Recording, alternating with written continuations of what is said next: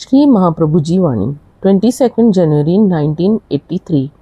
शाम की आरती के बाद जब भजन गाए जा रहे थे, श्री महाप्रभु जी ने कुछ भक्तों को मंदिर की परिक्रमा में नाचने को कहा। लगभग 25 व्यक्तियों ने 10 या 15 मिनट तक नाच नाच कर मंदिर की परिक्रमा की। फिर श्री महाप्रभु जी बोले, जैसे आप लोगों ने यहाँ नाच किया है, अपने शहर, गांव या देश में जाकर भी मंदिर, मूर्ति या फोटो के चारों तरफ परिक्रमा करते हुए और ओम नमः शिवाय मंत्र का उच्च स्वर से कीर्तन करते हुए इसी तरह नाचो।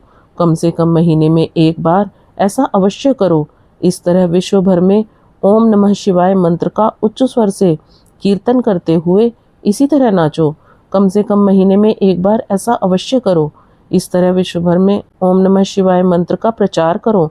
कोई भी स्थान ओम नमः शिवाय मंत्र की गूंज के बिना न रहे। गली गली, घर घर में इस मंत्र का कीर्तन होना चाहिए। यह ओम नमः शिवाय मंत्र अमृत के समान है। सभी को यह अमृत पिलाओ। मैं चाहता हूँ कि संसार से और सब शब्द मिट जाएं और ओम नमः शिवाय केवल यही शब्द शेष रहे। यह ही आदि मंत्र है। जब आद्या शक्ति प्रकट हुई और पहला शब्द जो उनके मुंह से निकला वह था ओम नमः शिवाय। श्री महाप्रभु जी कहते हैं कि जो लोग दैत्यों की तरह हैं, उनको देव रूप में परिवर्तन कर दें। श्री महाप्रभु जी किसी जाति व धर्म से घृणा नहीं करते, वह केवल अमानवता से घृणा करते हैं। मनुष्य किसी धर्म को मान सकता है और किसी भी तरह की साधना कर सकता है, परंतु उसमें मानवता पहले होनी चाहिए। अपने सच्चे हृदय से प्रत्येक व्यक्ति को यह संकल्प लेना चाहिए कि वे श्री महाप्रभु जी को सहयोग देकर अपनी सहायता करें, जिससे हर व्यक्ति में मानवता जागृत हो।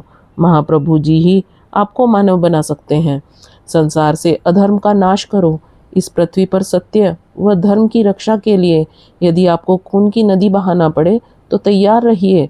धर्म की रक्षा आत्म बलिदान कर खून बहाने से ही होती है। यही क्रांति है। क्या कभी आपने ऐसी क्रांति के विषय में सुना जो बिना खून बहाए हुई हो?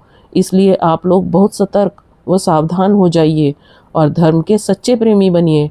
अपने अपने देश को आपको स्वर्ग के समान समझना चाहिए और अपने मन से मैं और मेरा निकाल देना चाहिए। अपनी सारी शक्ति देश सेवा और मानव सेवा में लगाइए, क्योंकि भविष्य में इस संसार में बड़े भारी संकट का समय आने वाला है।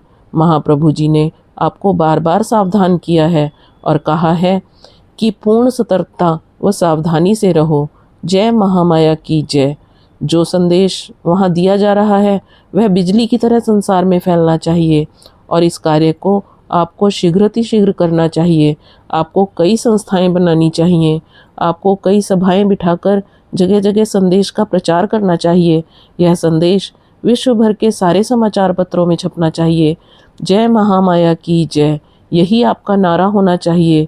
जब आप एक दूसरे से मिलें तो जय महामाया की जय इसी उच्चारण से एक दूसरे का स्वागत करें।